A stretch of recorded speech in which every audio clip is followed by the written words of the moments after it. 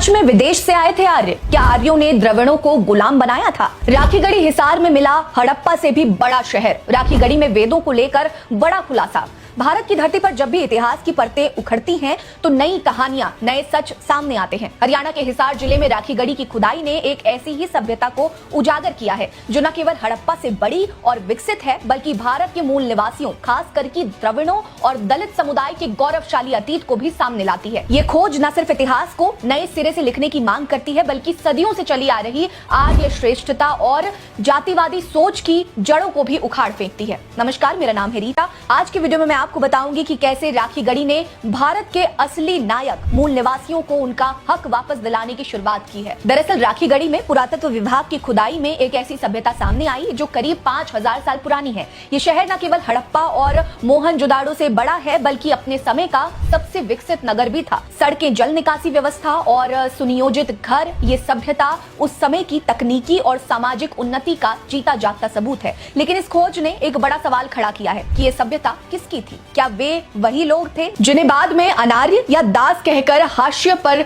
ढकेल दिया गया? राखीगढ़ी में मिले कंकालों की डीएनए जांच ने एक विस्फोटक सच उजागर किया। इन कंकालों में R1A1 जीन, जिसे तथाकथित आर्य जीन कहा जाता है, उनका कोई नामो निशान नहीं मिला है। ये जीन आज के कुछ स्वर्ण समुदायों में पाया जाता है जिन्हें आर्यों का वंशज माना जाता है। इसका मतलब साफ है कि राखीगढ़ी की सभ्यता आर्यों से पहले की थी और यहाँ के लोग भारत के मूल निवासी थे। जब इन कंकालों के डीएनए को दक्षिण भारत के द्रविड़ समुदायों से मिलाया गया तो वे काफी हद तक मेल खाते पाए गए। यानी भारत के असली मालिक द्रविड़ और दलित समुदाय थे, न कि बाहर से आए तथाकथित आर्य। ऐतिहासिक दावों के मुताबिक आर्य मध्यम एशिया, यूरेशिया या नॉर्थ पोल के अकार्कटिक क्षेत्र से भारत आए थे। उन्होंने न केवल यहाँ की उन्नत सभ्यताओं पर आक्रमण किया, बल्कि मूल निवासियों को गुलाम बनाकर उन्हें उत्तर भारत से खदेड़ दिया। राखीगढ़ी की ये खोज इस बात की पुष्टि करती है कि आर्य कोई श्रेष्ठ नस्ल नहीं थे, बल्कि विदेशी आक्रमणकारी थे जिन्होंने भारत की समृद्ध संस्कृति और सभ्यता को हड़प लिया और अपनी वैदिक व्यवस्था लोगों पर थोप दी। राखीगढ़ी की सभ्यता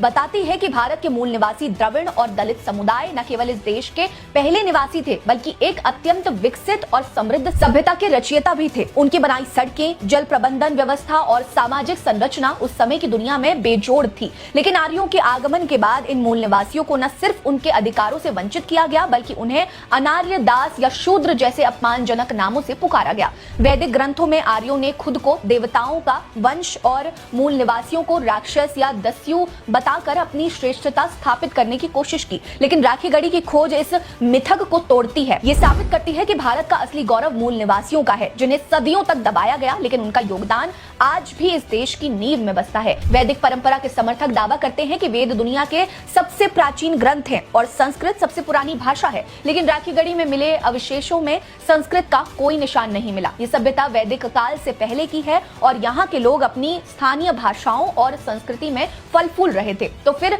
वेदों की प्राचीनता का दावा कैसे सही हो सकता है? कुछ इतिहासकारों का मानना है कि वेद 1500 ईसा पूर्व के आसपास लिखे गए, जो राखीगढ़ी सभ्यता से हजारों साल बाद के समय की है। ये भी संभव है कि आर्यों ने संस्कृत को एक कृत्रिम भाषा के रूप में विकसित किया और इसे देववाणी कहकर अपनी सत्ता को पवित्रता का जामा पहनाया। राखीगढ़ी की खोज इस बात को बल देती है कि भारत की मूल संस्कृति और भाषाएं वैदिक संस्कृति से कहीं अधिक समृद्ध और विविध थी, जिन्हें बाद में दबा दिया गया। राखीगढ़ी की खोज ने यह भी सवाल उठाया कि क्या भारत में जातिवाद की जड़ें आर्यों के आगमन से जुड़ी हैं? डीएनए साक्ष्य बताते हैं कि मूल निवासियों को न केवल सामाजिक रूप से हाशिए पर ढकेला गया, बल्कि उन्हें गुलाम बनाकर श्रम करने के लिए मजबूर किया गया। वैदिक ग्रंथों में शूद्र और दास जैसे शब्दों का इस्तेमाल मूल निवासियों के लिए किया गया है, जो बाद में जाति व्यवस्था का आधार बना। ये व्यवस्था मूल निवासियों को सदियों तक उत्पीड़न और शोषण का शिकार बनाती रही। आज भी दलित और आदिवासी समुदाय इस अन्याय के खिलाफ लड़ रहे हैं। राखीगढ़ी की खोज उनके संघर्ष को नई ताकत देती है, क्योंकि ये साबित करती है